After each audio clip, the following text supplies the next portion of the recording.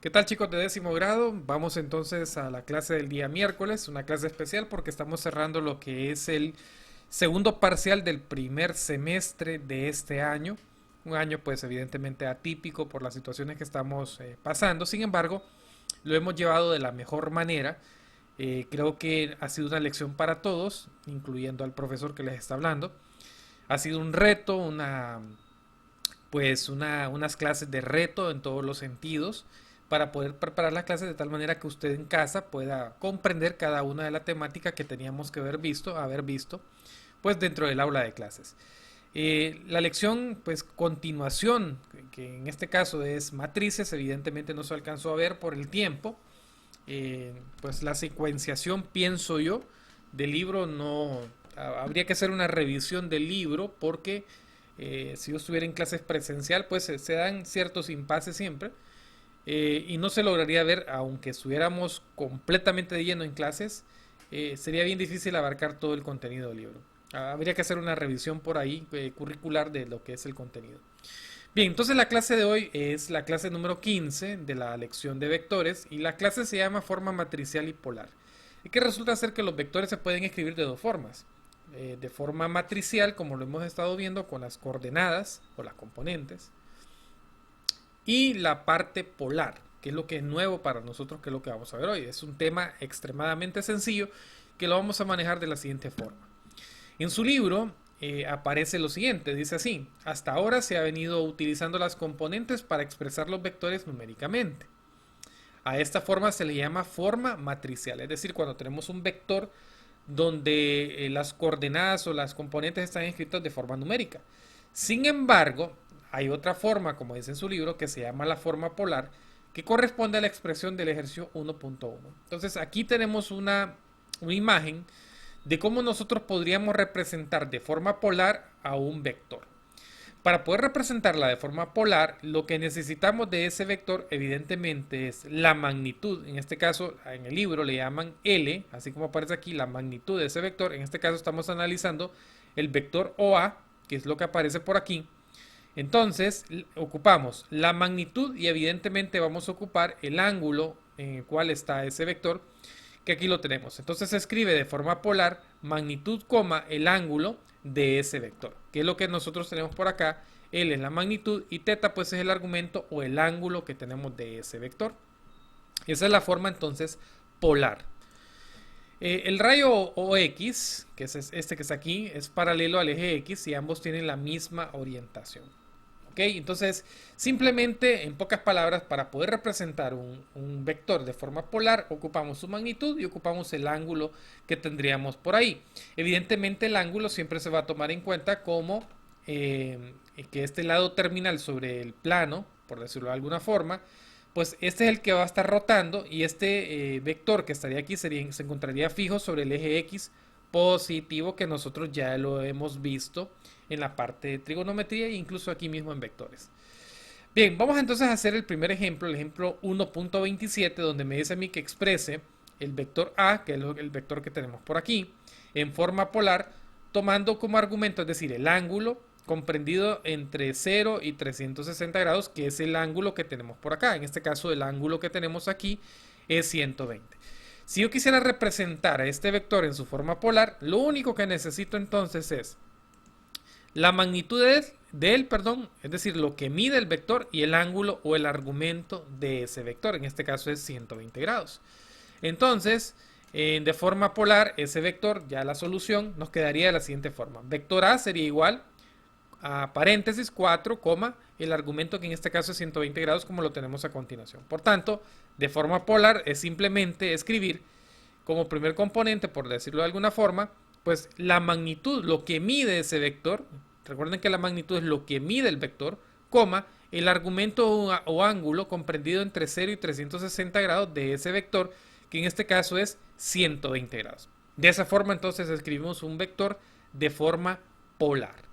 Pero también, ¿qué tal si a mí me dan un vector que está en su forma polar y yo lo quiero pasar a su forma matricial? Entonces vamos a ver cómo hacer en ese caso. Tenemos aquí, igual en su libro, la conversión entre la forma polar y la forma matricial. Supongamos ahora que me dan el vector en su forma polar. aquí está descrito en su forma polar, yo tengo que la magnitud del vector A mide 2 y que el argumento o el ángulo comprendido entre 0 y 360 grados es de 120 grados en su forma matricial. Entonces, para poderlo convertir en su forma matricial, yo debo de recordar entonces que los vectores al rotarse evidentemente ocupan de dos puntos, ¿cierto? El primer punto se va a encontrar en el origen, porque recuerden que el vector inicial o el vector del ángulo que no se mueve se encuentra sobre el eje X positivo, pero el vector que sí está rotando, que es en este caso el vector terminal, para que me lo entiendan de alguna forma, pues es el que está rotando. Pues esa rotación tiene que ver con puntos en el plano, y recuerden que las coordenadas de puntos en el plano, la X corresponde para la función coseno y la parte en Y corresponde entonces para la función seno. ¿Qué significa esto? Significa entonces que vamos a necesitar forzosamente, en este caso de aquí, los ángulos de los triángulos especiales que nosotros ya hemos visto en clases anteriores. Es decir, que para poder resolver yo necesito esta tabla que yo te invito a que la escribas en tu cuaderno, que nosotros ya la hemos trabajado bastante desde la parte de trigonometría hasta la parte de vectores. Vuelvo a repetirte, recordemos que la componente en X representa el coseno y que la componente en Y va a representar el seno. Entonces voy a reescribir este vector que está en su forma polar en forma matricial de la siguiente forma. Voy a tomar siempre, cuando lo voy a pasar a su forma matricial, voy a tomar siempre su magnitud y voy a tomar en cuenta el ángulo que tenemos por acá. El ángulo es 120 grados, que es este de aquí. Quiere decir que la componente en X sería esto que estoy marcando acá, es decir, menos un medio, porque estoy ubicando en el ángulo 120, y que la componente en Y va a ser la raíz cuadrada de 3 sobre 2. Eso nosotros ya lo sabemos desde el punto de vista de trigonometría, cuando mirábamos pues, los ángulos en cualquier punto del círculo unitario. Bien, entonces, sabiendo esa parte ya, entonces yo puedo decir lo siguiente. Dibujo el ángulo, evidentemente el ángulo me quedaría dibujado de esta forma, la magnitud que es 2, el ángulo del argumento que es 120, que se encuentra en el segundo cuadrante, que es estas son las coordenadas, del punto A que tenemos acá, este punto es lo que forma este vector, es decir, aquí tengo el punto inicial y aquí el punto A sería el punto terminal donde tendríamos ese vector. En este caso la magnitud de él es 2, lo que mide el vector es 2. Entonces me quedaría de la siguiente forma, fíjense bien cómo se escribe. Agarro la magnitud del vector, que es 2 por, en este caso, la componente en X, y ya sabemos que la componente en X es la función trigonométrica coseno, pero ¿coseno de quién? Del ángulo que estamos analizando, que es 120 grados. Entonces me quedaría 2 por el coseno de 120 grados, coma, y la otra componente tiene que ver con Y, es decir, 2 por el seno de 120 grados, que es el ángulo que estamos analizando. Ahora, una vez que ya tenemos esto casi en su forma matricial, ahora vamos a sustituir por los valores del coseno de 120 grados, que lo tenemos aquí en la tabla, y por el seno de 120 grados, que lo tenemos aquí en la tabla. Me quedaría entonces, en este caso estoy remarcándole a usted en rojo acá, para que usted sepa dónde estoy ubicado. ¿Ok? Voy a tomar entonces los valores de raíz cuadrada de 3 sobre 2 y el valor de menos un medio. Lo vamos a sustituir aquí, recordando que el coseno es para X y que el seno es para Y. Entonces me quedaría de la siguiente forma. 2 por, miren acá, sustituyo el coseno de 120 grados. Me quedaría entonces simplemente el coseno de 120 grados es menos un medio, que es lo que yo tengo acá, coma, 2, miren, 2 por el seno de 120 grados, que es la raíz cuadrada de 3 sobre 2. Evidentemente este 2, como está multiplicando, este 2 con este 2 se me va a cancelar, por tanto me quedaría menos 1, coma, y este 2 con este 2 se cancela, y me quedaría raíz cuadrada de 3.